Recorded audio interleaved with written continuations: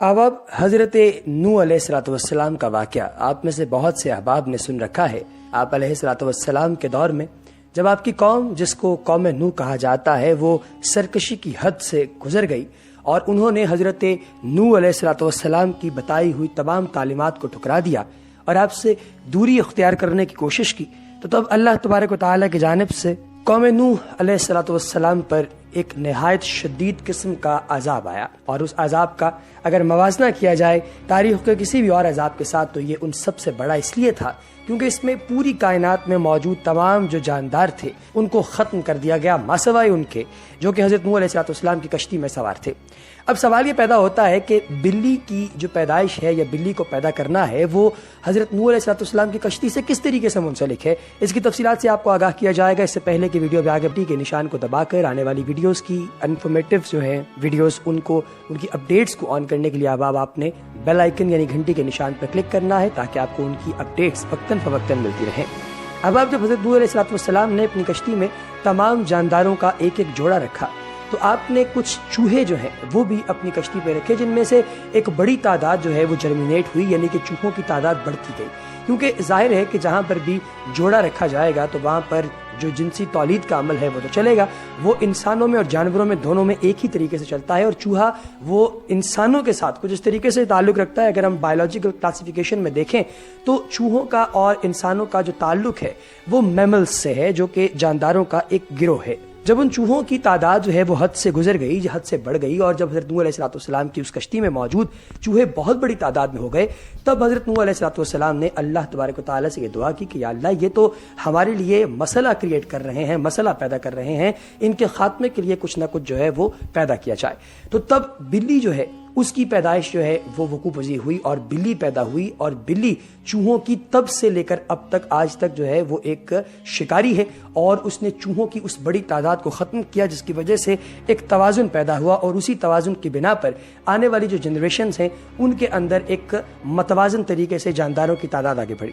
अब बिल्ली की जो पैदाइश है उसका ताल्लुक इस तरीके से हज़रत नूह अलैहिस्सलाम की कश्ती के साथ है और आपके वाक़े के साथ है कि उसे उन चूहों को जो कि प्रॉब्लम क्रिएट कर रहे थे, मसला जो है वो पैदा कर रहे थे हज़रत नूह अलैहिस्सलाम की उस कश्ती में, उनको ख़त्म करने के लिए जो है उन्हें जर्मिनेट किया गया। और आज के दौर में ये जो बिल्ली है, अब ये तकरीबन आपको हर घर में इसलिए भी नज़र आती है क्योंकि ये एक इंतहाई खूबसूरत जानवर है जो कि अल्लाह की तरफ से पैदा किया गया और इसका जो ताल्लुक है वो शेर की तरह उसके कबीले से है। और अक्सर लोग जो है वो किस्से कहानियों में बिल्ली को शेर की खाला तो कहते हैं, लेकिन अगर गौर किया जाए तो ये बात बहुत ज़्यादा गलत भी नहीं है। और वो गलत इसलिए नहीं है क्योंकि बिल्ली का वाक़अतन इसी गिरोह के साथ ताल्लुक है और बिल्ली जो है वो आगे से आगे अपनी जब जनरेशन लेकर चलती है, अपनी नस्ल लेकर चलती है, तो वो बैक उसके एंड पे अगर उसके रूट्स को तलाश करें, उसकी जड़ों को तलाश करें, तो वो हज़रत नूह अलैहिस्सलाम की कश्ती के साथ जाकर मिल जाती है।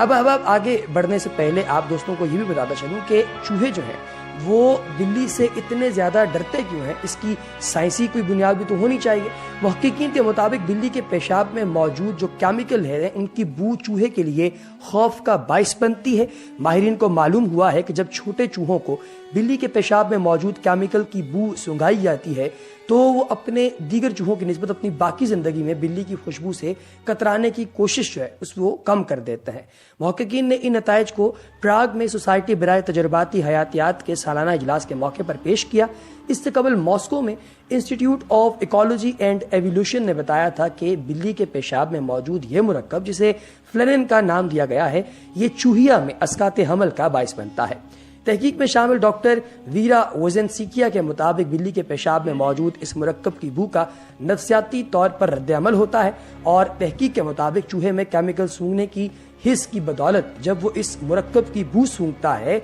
तो रद्द-ए-अमल में स्ट्रेस हार्मोन्स का लेवल बढ़ जाता है। डॉक्टर वीरा का कहना है कि चूहे और बिल्ली के हवाले से हजारों साल से ऐसी ही सूरत हाल सामने आई है। इस नई तहकीक में यह भी पता चला है कि जब चूहों को एक खास अरसे के दौरान इस मुरक्कब में ले जाया गया तो उन्होंने इस पर मुख्तलिफ रद्द-ए-अमल जाहिर किया। माहिरीन ने तजुर्बे के तौर पर 1 माह के चूहे के बच्चे को 2 हफ्तों तक बिल्ली के पेशाब में मौजूद इस केमिकल के गिर्द रखा। बाद में जब इसका रद्द-ए-अमल देखने के लिए इसे दोबारा उसी बू में ले जाया गया तो दीगर चूहों की निस्बत उसने भागने की कम कोशिश की। इसी तरह जो चूहे बिल्ली के पेशाब के इर्द गिर्द के माहौल में परवान चढ़ते हैं वो भी इस बू से कम भागते हैं। ڈاکٹر ویرا کا یہ بھی کہنا تھا کہ بلی کے پیشاب کی بو سونگھنے پر چوہوں کا نفسیاتی رد عمل تو شدید ہوتا ہے، یعنی ان میں سٹریس ہارمون کا لیول بڑھتا ہے، لیکن اس سے چوہوں کا ظاہری رویہ شدید نہیں ہوتا۔ یہ رویہ ان کے لیے مددگار بھی ہوتا ہے کیونکہ انہیں انسانی اور جو انسانی خوراک وغیرہ ہوتی ہے اس کے ارد گرد رہنا ہوتا ہے، اور بلی کا مسکن بھی ایسی ہی جگہ ہوتی ہیں، لہٰذا وہ چوہے جو کہ پہلی دفعہ بلی کو جو ہے وہ دیکھتے ہیں یا بلی کی یہ بو سونگھتے ہیں، وہ چوہے وہاں سے بھاگنے کی کوشش کرتے ہیں اور اپنی جان بچاتے ہیں، ورنہ بلی جو ہے وہ چوہوں کو کھا لیتی ہے۔ بلی کو گوشت پسند ہے، گوشت خور جاندار ہے، اور اسی لیے یہ جو گوشت خور جانداروں کا جو معاملہ ہوتا ہے اس میں آپ عموماً ایسی چیزیں ملحوظ خاطر رکھا کرتے ہیں۔ اب ہم نے جیسے پہلے کہا کہ کچھ تحقیقیں یہ بھی کہتی ہیں کہ بلی شیر کی خالہ ہے، یعنی شیر کا اور بلی کا آپس میں تعلق ہے، تو یہ نسلی طور پر جو تعلق ہے وہ نہیں ہے، یہ بنیادی طور پر جنیاتی طور پر تعلق ہے۔ اور یہ بھی آپ کو یہاں پہ بتاتا چلوں ایک بڑی مزیدار سی بات کہ شیر جو ہے یہ پیدا ہونے کے بعد 7 دن تک اندھا رہتا ہے۔ یہ کیوں رہتا ہے یہ آپ کو بتاتے چلیں کہ تحقیق کے نتائج میں شیر جو ہے وہ چونکہ سبھی پسندیدہ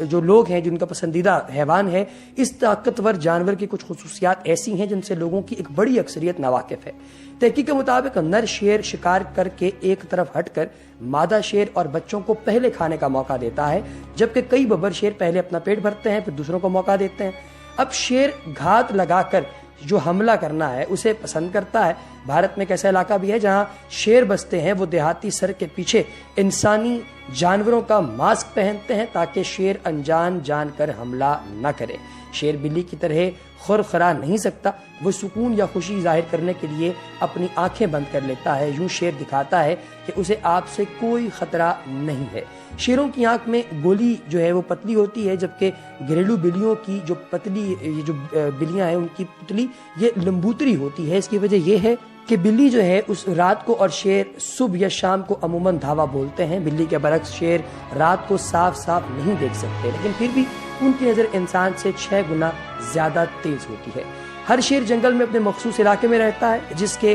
جو ہے وہ سرحدیں جس کی ہیں وہ درخت کھرچ کر کے جو ہے وہ جگہ اس کو متعین کرتا ہے، اور شیر اپنی ٹیریٹری مارک ایسے کرتا ہے کہ وہ مختلف جگہوں پر جا کر پیشاب کر دیتا ہے، اور ان میں سے فیرومونز جنریٹ ہوتے ہیں جو کہ شیر کی اس اسپیسیفک ایریا کے اندر جو ڈومیننس ہے، یعنی کہ شیر کا وہاں پر جو بڑا پن ہے وہ ظاہر کرتے ہیں، اس لیے وہاں پہ کوئی اور نہیں آتا۔ اسی طریقے سے آپ کو بتاتے چلیں کہ شیر پیدا ہونے کے بعد 1 ہفتے تک اندھے رہتے ہیں، اس عرصے میں نصف بچے مر جاتے ہیں۔ شیر 60 کلومیٹر گھنٹہ کی رفتار سے بھاگ کر اور 20 فٹ طویل چھلانگ لگا کر اپنا شکار کر سکتا ہے۔ شیر مختلف جانوروں کی بولیاں بھی بول سکتا ہے۔ شیر کے جو پنجہ ہے اس کے اتنا طاقتور ہوتا ہے کہ اگر ریچھ کی کمر پر پڑے تو وہ اسے توڑ ڈالتا ہے۔ شیر کے لاب دہن میں جراثیم کش مادے ہوتے ہیں، اسی لیے زخمی ہونے پر وہ زخم کو چاٹتا رہتا ہے۔ اسی طریقے سے آپ کو یہ بھی بتایا جائے کہ یہ تو ہم نے باتیں کر دیں کہ کیوں پیدا کیا گیا ہے بلی کو اور شیر کی جو ہے وہ کیا خصوصیات ہیں۔ اب ہم تھوڑی سی بات اس پر بھی کر لیتے ہیں کہ انسانوں کو کیوں پیدا کیا گیا۔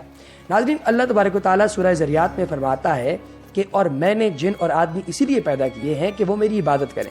تمام انبیاء علیہ السلام کی دعوت و تبلیغ کا جو مرکزی موضوع ہے وہ وحدانیت اور عبادت الہی ہے۔ اس سلسلے میں سب سے پہلی بات تو یہ ہے کہ توحید و عبادت انسان کا وہ بنیادی فریضہ ہے جس کی طرف دعوت دینے کے لیے اللہ تعالیٰ نے آسمان سے کتابیں اور صحائف نازل فرمائے اور مختلف اوقات و ادوار میں مختلف علاقوں میں انبیاء و رسول صلی اللہ علیہ وآلہ وسلم مابعوث فرمائے تاکہ وہ لوگوں کو عبادت الہی کی طرف توجہ دلانے اور اس کی یاد دہانی کروانے میں مصروف رہیں۔ چنانچہ قرآن کریم کے مطالعے سے پتہ چلتا ہے کہ تمام انبیاء کرام علیہ السلام نے اپنی اپنی امتوں کو اللہ کی وحدانیت اور عبادت کا درس دیا تھا، جس کا پتہ سورہ الانبیاء سے پتہ چلتا ہے، اور اسی سے پتہ چلتا ہے کہ اللہ تبارک و تعالیٰ اپنی جو بندے ہیں ان سے کیا چاہتا ہے۔